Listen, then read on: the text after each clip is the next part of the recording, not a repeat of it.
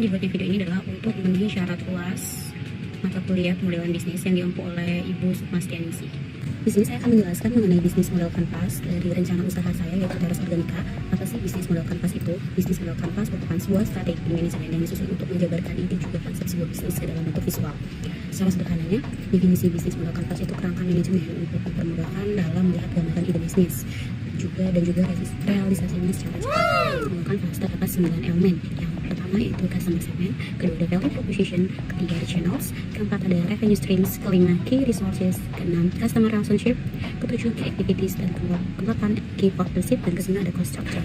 Di sini saya akan menjelaskan bisnis model kanvas pada rencana bisnis saya, yaitu Teras Organika. Apa sih Teras Organika itu? Teras Organika merupakan sebuah kafe di mana mengusung konsep makanan-makanan yang berbahan dasar organik. Wow. Seperti yang kita ketahui, semenjak pandemi melanda di Indonesia atau di seluruh dunia ini, banyak masyarakat atau orang-orang yang sangat memperhatikan makanannya demi menjaga kesehatan. Seperti yang kita ketahui, bisnis di healthy food yang berbahan dasar organik sangat kurang di Indonesia dibandingkan dengan sektor makanan cepat saji yang marak dimanapun. Sehingga saya berinisiatif untuk membuka kafe yang berbahan dasar organik makanan dan minumannya, sehingga masyarakat dari kalangan menengah ke bawah bisa menikmati makanan yang sehat ini dengan harga yang terjangkau. Dalam rencana bisnis saya, Teras Organika, kita petakan dalam bisnis model kanvas dalam 9 elemen. Yang pertama ada customer segment. Nah, di sini customer segment dari Teras Organika yang pertama adalah masyarakat umum, di mana seluruh lapisan kalangan masyarakat bisa menikmati makanan dan minuman yang berbahan dasar organik. Kemudian karyawan, seperti yang kita ketahui, banyak karyawan atau karyawati yang sangat menjaga kesehatannya karena tuntutan kerja yang sangat tinggi, sehingga dia harus menjaga kesehatannya. Kemudian ada ibu rumah tangga. Ibu rumah tangga khususnya yang mempunyai anak kecil atau yang sedang MPASI sangat diperuntukkan dengan makanan organik ini. Kemudian keluarga, semua kalangan baik anak-anak, ibu-ibu, kakek, nenek, semuanya bisa menikmati makanan dan minuman yang berbahan dasar organik. Yang kedua ada value proposition. Value proposition dari Teras Organika yang pertama ada kualitas rasa. Walaupun kita bergerak di healthy food, kita juga sangat memperhatikan kualitas rasanya, sehingga tidak mengecewakan customer kita jika ingin merasakan masakan dan makanan dan minuman dari Teras Organika. Kemudian suasana yang nyaman. Teras Organika sangat menjunjung kenyamanan para pelanggannya jika berkunjung ke tempat kita, yaitu kita juga menyediakan mini garden dalam kafe kita. Kemudian pelayanan.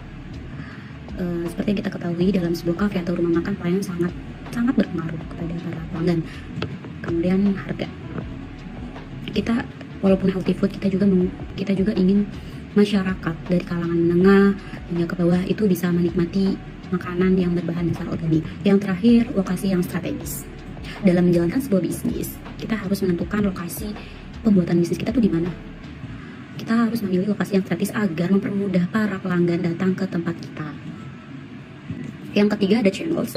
Channels dari Teras Organika yang pertama penjualan secara offline, di mana para pelanggan itu dapat langsung mengunjungi tempat kita secara offline. Kemudian yang terakhir ada penjualan secara online, yaitu melalui marketplace seperti GoFood, GrabFood, dan ShopeeFood. Revenue stream dari Teras Organika yang pertama penjualan produk makanan dan penjualan produk minuman, karena Teras Organika ini hanya menjual produk makanan dan minuman yang berbahan dasar organik. Kemudian berikutnya ada key resource. Key resource dari Teras Organika yang pertama ada sumber daya manusia, di mana kita akan merekrut waiters dan koki di Teras Organika yang berkompeten.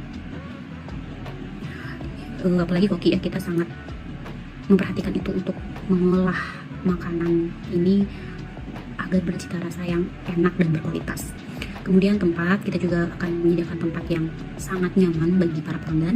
Kemudian bahan baku, jelas kita akan memilih bahan baku yang berkualitas dan yang terbaik untuk diolah di tempat kita. Kemudian brand, kita menyediakan brand Teras Organika agar bisa dikenal di kalangan masyarakat secara luas. Kemudian peralatan masak, kita menyediakan peralatan masak yang terkini guna mempermudah memasak di dapur.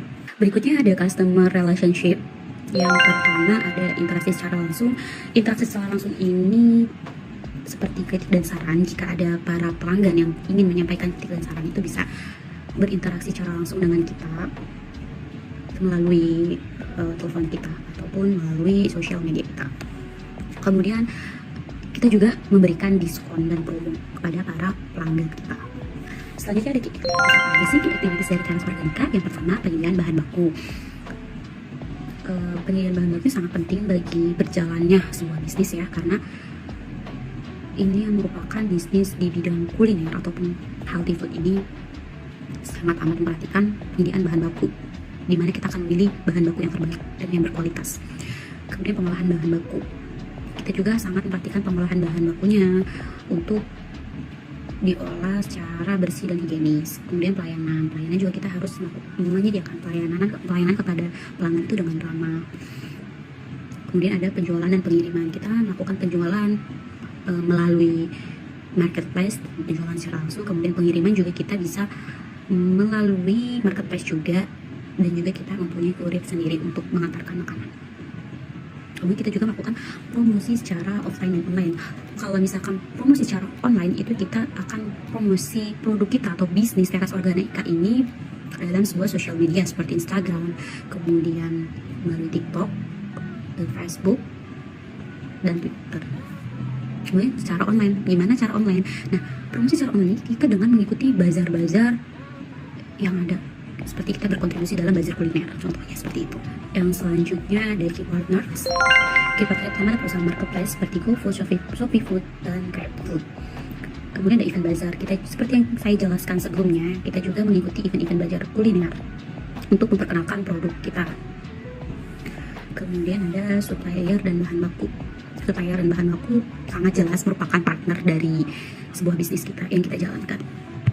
Dan yang terakhir dari 9 elemen model bisnis kanvas, yaitu ada cost structure. Cost structure dari Teras Organika yang pertama ada biaya sewa tempat, dimana dalam menjalankan bisnis sebuah kafe itu kita harus menyediakan tempat.